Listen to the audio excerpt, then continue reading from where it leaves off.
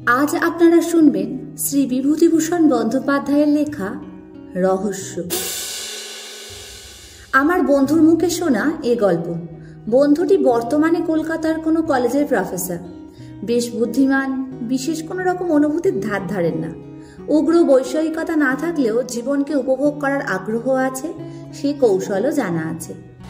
সেদিন রাত্রে ঝমঝম করে বৃষ্টি পড়ছিল। নানা রকম গল্প হচ্ছিল গরম চা ও আনুষঙ্গিক খাদ্যের সঙ্গে মজিয়ে। অবশ্যই ভূতের গল্পই হচ্ছিল। আমার বন্ধু একটা গল্প বললেন। আশ্চর্য লাগলো গল্পটা। একজন বিজ্ঞানের অধ্যাপক যখন এই গল্পটা করলেন, তখন এর একটা মূল্য আছে ভেবেই গল্পটা বলছি। তার নিজের কথাতেই বলি। সেবার আমি বিএ পরীক্ষা দিচ্ছি। অনার্স পরীক্ষা হয়ে যাওয়ার পরে দিন 4-5 ছুটি পাওয়া গেল। কিসের ছুটি তা আমার এতকাল পরে মনে নেই। ভবতারণ ঘোষাল বলে আমার এক বন্ধু ছিল। ওর বাড়ি ছিল বেলঘরেতে। ভবতারণ ক্লাসে খুব পান খেত। ক্লাসের বাইরে ঘন ঘন সিগারেট খেত, অশ্লীল কথাবার্তা বলতো, লম্বা লম্বা কথা বলতো, চালবাজির অন্ত ছিল না। তার আমার সঙ্গে খুব বনতো। এই জন্যই যে আমি নিজেও একজন দস্তুর মতো চালবাজ ছেলে ছিলাম তখন। এখন সেসব কথা ভাবলে হাসি পায়। তারপর যা বলছিলাম, অনার্স পরীক্ষা শেষ হওয়ার দিন ভবতারণ আমায় টেনে নিয়ে গেল ওদের বাড়িতে। যাবার সময় ট্রেনে গেলুম, কিন্তু ট্রেন থেকে নেমে অনেকটা হাঁটতে হলো, কারণ ওদের বাড়িটা প্রায় গঙ্গার ধারের কাছে। কিছুক্ষণ ওর বাড়ি থেকে হঠাৎ কি একটা বিষয় ঘোর তর্কাতর্কি হলো ওর আর আমার মধ্যে। এমন চরমে উঠল সে তর্ক যে দুজনের মধ্যে হাতাহাতি হওয়ার উপক্রম। হায় রে সেসব দিন! এই রোদ, এই মেঘ, তখনকার জীবনে তাই ছিল স্বাভাবিক। যাই হোক, আমি ভয়ানক রেগে ওদের বাড়ি থেকে সেই সন্ধেবেলায় বেরিয়ে পড়লুম। এমন জায়গায় ভদ্রলোকের থাকতে আছে? বারাকপুর ট্রাঙ্ক রোড বেয়ে হনহন করে হাঁটছি কলকাতার মুখে। দিব্যি ফুটফুটে জ্যোৎস্না রাত। মাঝে মাঝে এক আধখানা মোটর দ্রুত বেগে চলেছে কলকাতার দিকে।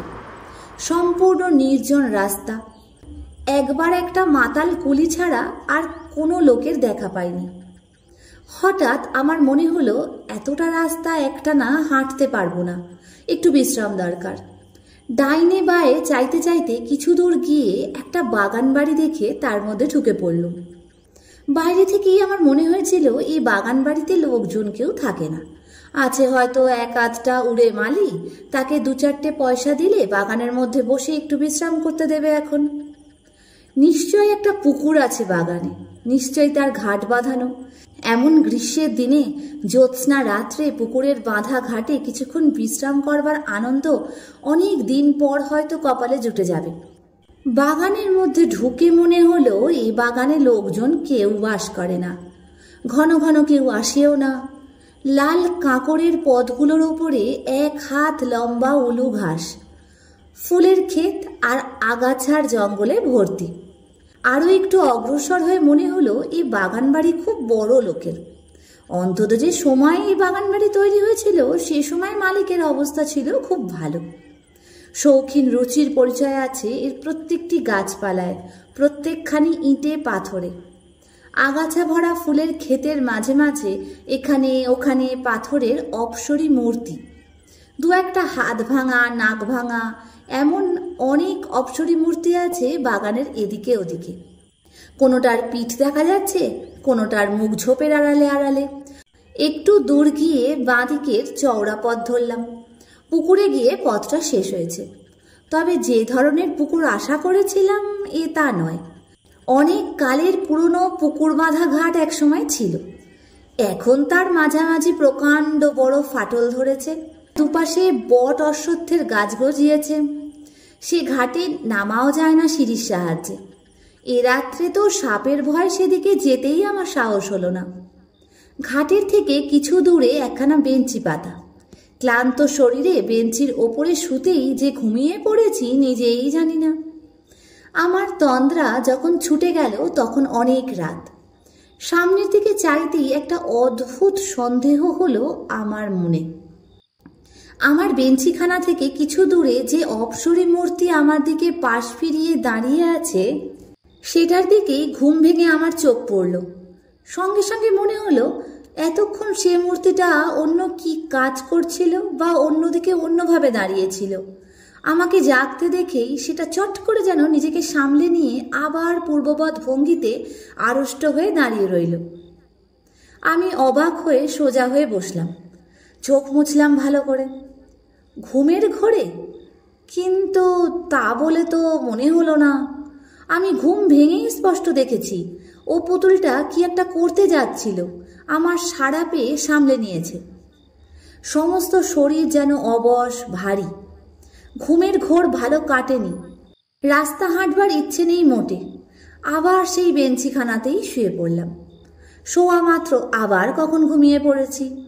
ঘুম আসবার পূর্ব পর্যন্ত কিন্তু একটা কৌতূহল আমার মনে বারবার উঁকি দিয়েছে। পুতুলটা কি করতে যাচ্ছিল? আমায় ঘুম ভেঙে উঠতে দেখে কি করতে করতে ও সামলে গেল। অনেক রাতে ঠান্ডা ফিরফিরে হাওয়ায় আমি গাঢ় ঘুমেই অচেতন হয়ে পড়েছিলাম। আবার যখন ঘুম ভাঙল তখন চাঁদ ঢলে পড়েছে পশ্চিম আকাশের গাছপালার পিছনে। ফুটফুট করছে জ্যোৎস্না। তবে পশ্চিম দিক থেকে লম্বা লম্বা গাছের ছায়া পড়েছে ফুলের ক্ষেতে, আগাছার জঙ্গলে। ঘুম ভেঙে উঠেই আমার মনে হলো আমি প্রথম যখন এ বাগানে ঢুকি তখন বাগানে যা ছিল এখন তা নেই।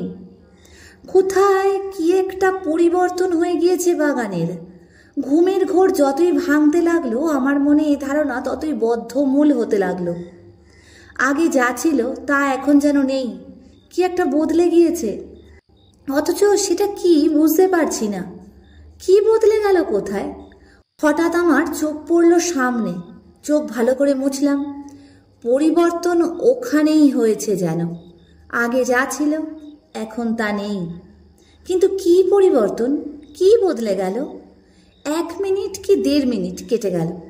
সঙ্গে সঙ্গে সারা দেহে বিদ্যুতের স্রোতের মতো বয়ে গিয়ে আমাকে সম্পূর্ণ আড়ষ্ট ও অবশ করে দিয়ে আসল সত্যিটা আমার চোখের সামনে ফুটে উঠল। ওই উচ্চ বেদির ওপর বসানো সে অপসরী পুতুলটা কোথায় গেল? বেদিটা খালি পড়ে আছে, পুতুলটা নেই। প্রথমটা যেন বিশ্বাস হলো না। সত্যি কি ওখানে অপসরী মূর্তিটা ছিল? অন্য জায়গায় ছিল হয়তো, আমি ভুল দেখেছিলাম। তা কি কখনো হয়? পাথরের অত বড় পুতুলটা গভীর রাত্রে কে নিয়ে যাবে? আমারই ভুল। কিন্তু এই অপসরী মূর্তি তো অন্যদিকে চেয়ে কি একটা করতে যাচ্ছিল। আমি ঘুম ভেঙে দেখেছিলাম এই বেদিটার ওপরেই সেই পুতুলটা ছিল। না থাকলে আমি এই বেঞ্চিতে শুয়ে দেখলাম কি করে? বেশ মনে আছে, প্রথম এই বেঞ্চিতে শুয়ে পুতুলটা প্রথম আমার দিকে চোখে পড়েছিল। আমার দিকে ওর পাশ ফেরানো ছিল।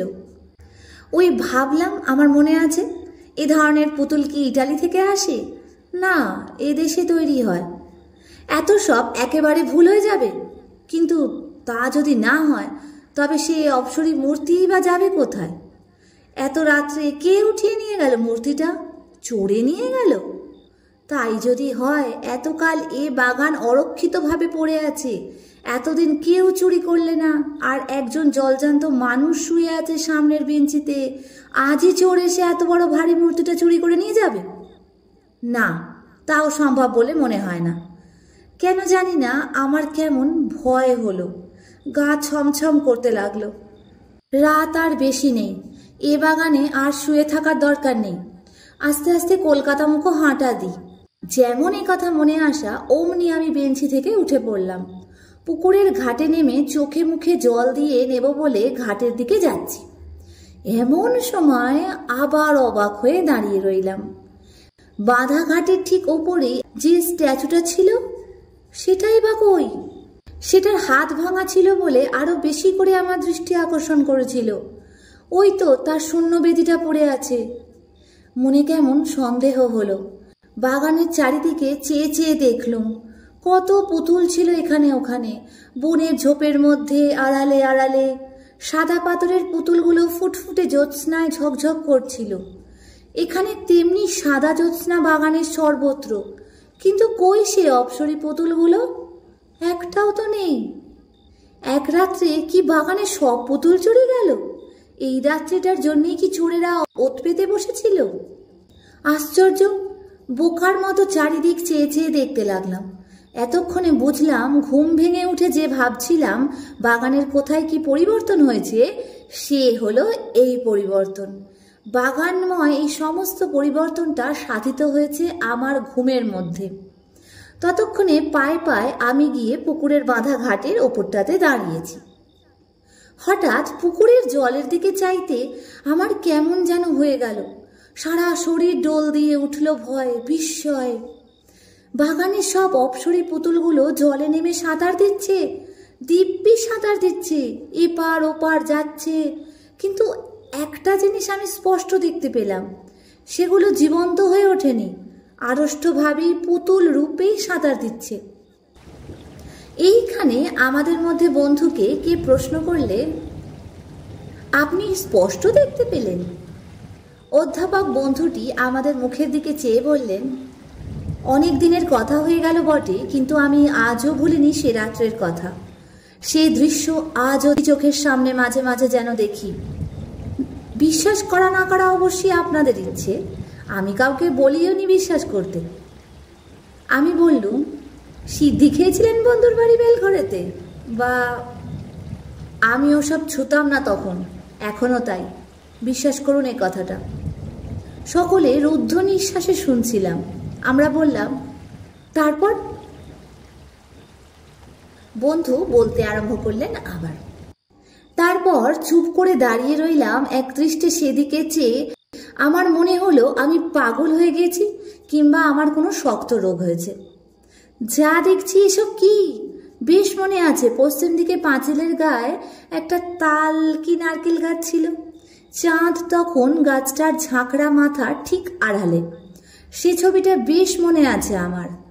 আবার তখনই চোখ নামিয়ে পুকুরের দিকে চাইলাম। সেখানে সেই অদ্ভুত, অবিশ্বাস্য, অস্বাভাবিক দৃশ্য। সব সাদা সাদা বড় মর্মর মূর্তিগুলো জীবন্তের মতো জলকেলি করছে পুকুরের জলে। আমার মাথা ঘুরে গেল যেন। নিজের ওপর কেমন একটা অবিশ্বাস হলো। সেখান থেকে মারলাম টেনে ছুট। একেবারে সোজা দৌড় দিয়ে ফটকের কাছে এসে যখন পৌঁছেছি, তখন আমার মনে হলো, অবশ্যই হলক করে বলতে পারবো না সত্যি কি না, তবে আমার মনে হলো যেন অনেকগুলো মেয়ে খিলখিল করে একযোগে হেসে উঠল। হাসির একটি ঢেউ যেন আমার কানে এসে পৌঁছলো। পরক্ষণেই আমি একেবারে বারাকপুর ট্রাঙ্ক রোডের ওপর এসে পড়লাম। এবার আপনারা যে প্রশ্ন করবেন তা আমি জানি, সেখানে আর আমি গিয়েছিলাম কিনা। পরদিনই গিয়েছিলাম, একা নয়, 3টি বন্ধু সঙ্গে করে। গিয়ে দেখলাম পুরনো ভাঙা বাগান বাড়ি, আগাছার জঙ্গলে ভরা ফুলের ক্ষেত, কতগুলো হাত ভাঙা নাক ভাঙা অপসরী পুতুল এদিক ওদিকে বনে জঙ্গলে আড়ালে পাথরে বেদির ওপর দাঁড় করানো। কোথাও কোনো দিকে অস্বাভাবিকতা কোনো চিহ্ন নেই। হঠাৎ আমার এক বন্ধু আমাকে ডাক দিলে। ঘাটের ওপরে আমলকি তলায় যে হাত ভাঙা পুতুলটা দাঁড়িয়ে আছে, একটা মোটা বিছুটি লতা মাটি থেকে গজিয়ে উঠে সেটার দুখানা পা আষ্টে পৃষ্ঠে জড়িয়ে রেখেছে। অন্তত 1 বছরের পুরনো লতা। গত বর্ষায় এই বিছুটি লতা গজিয়ে উঠেছিল এমনই মনে হয়। লতাটার কোথাও ছেঁড়া নেই, ভালো করে পরীক্ষা করে দেখা গেল। অথচ আমি হলক করে বলতে পারি এ পুতুলটাও কাল জলে নেমেছিল। অন্তত এ বেদিকা আমি কাল খালি দেখেছি। এই ঘাটের ধারেই তো কতক্ষণ দাঁড়িয়েছিলাম। বন্ধুরা বললে, তাহলে বিছুটি লতাটা এমন থাকে কি করে? এই জড়ানো তো 1 বছরের জড়ানো, রাতারাতি গাছটা গজায়নি। ওদের যুক্তি অকাট্য। কি উত্তর দেব ওদের? আমার নিজেরই যখন ক্রমশ অবিশ্বাস হচ্ছে আমার নিজের ওপর।